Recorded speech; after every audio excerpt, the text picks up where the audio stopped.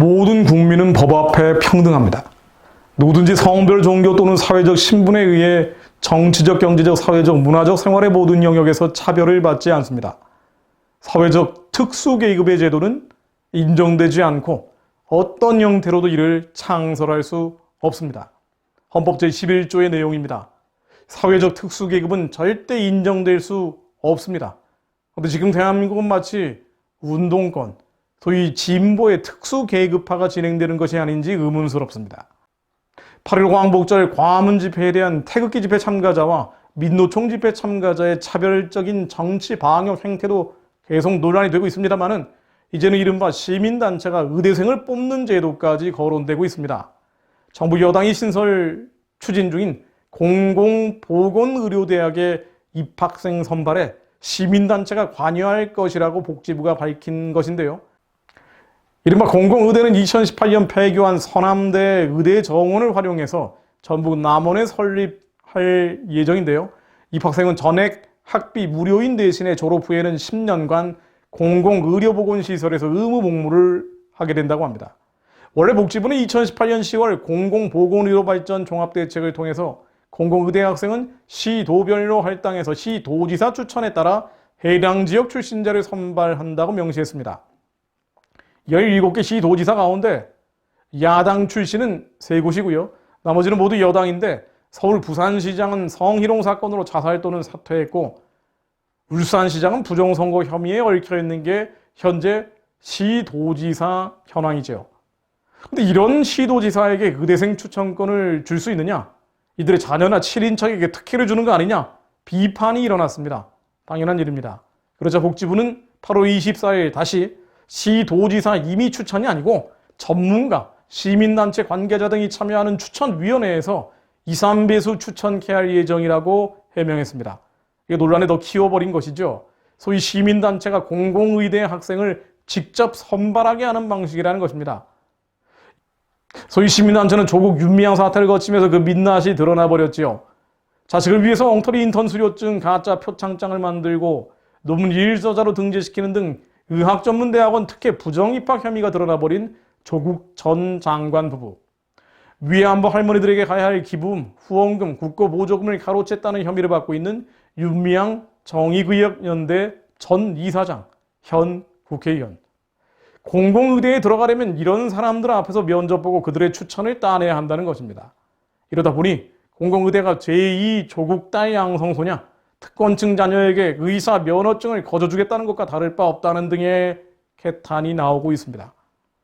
복지부는 25일 결정된 바가 없다. 학생 선발 등을 포함해서 구체적인 내용은 향후 법안 심의를 통해 결정될 것이라고 비판 여론을 비켜가고 있습니다만은 이런 제도가 현실이 된다면 어떻게 될까요? 현 정권에서 조국 전 장관을 포함해 청와대, 정부, 산하기관 등에 진출한 참여연대 출신만 60명이 넘습니다. 지역에도 시도지사에게 기생하고 있는 어용시민단체가 숱하게 많습니다. 시도지사와 어용시민단체가 추천권을 갖게 되면 공공의대는 운동권 특권층을 위한 입시제도가 될 수 있습니다. 민주화 운동을 했었고 정의를 실현해왔다는 도덕적 명분을 무기 삼아서 특권이 세습되는 것과 다를 바가 없는데요. 과정은 공정할 것이라던 정부가 도리어 공정 논란을 끊임없이 일으키고 있는 것이죠. 헌법은 물론 그간의 정의, 공정, 평화, 평등, 이 보편적 가치가 흔들리고 있는 것이 지금 대한민국입니다.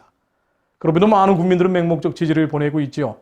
아마도 그들은 이런 제도가 정의롭지 못하다는 것은 알고 있지만 자신도 그런 권력에 기대어서 반사 이익을 얻으려는 것일 것입니다. 상당수 기독교인들도 말이죠.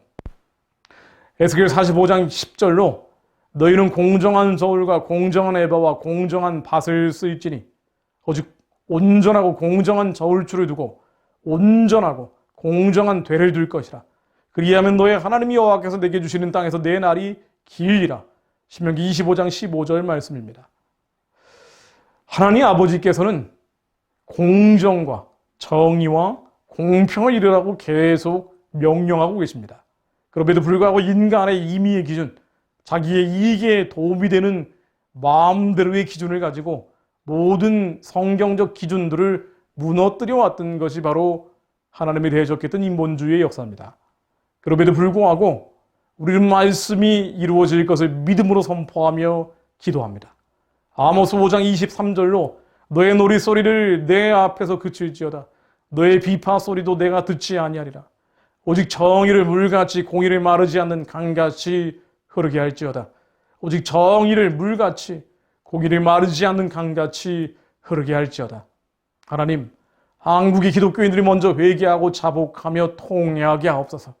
가짜 정의, 가짜 공정, 가짜 평등을 외치며 자신도 특권에 기대서 이익을 보려는 이기심, 정욕과 탐심을 버리게 하옵소서. 깨닫고 돌이키는 성도들이 일어나게 하옵소서. 정의가 물같이 공의가 마르지 않는 강같이 흐르는 대한민국이 되게 하시고 모든 가짜 인본주의들이 예수 그리스도 이름 아래 깨어지게 하시며 거짓과 날조와 조작과 위선들이 백일하에 드러나게 하사 하나님의 온전한 공정과 정의가 이 한반도 위에 세워지게 하옵소서.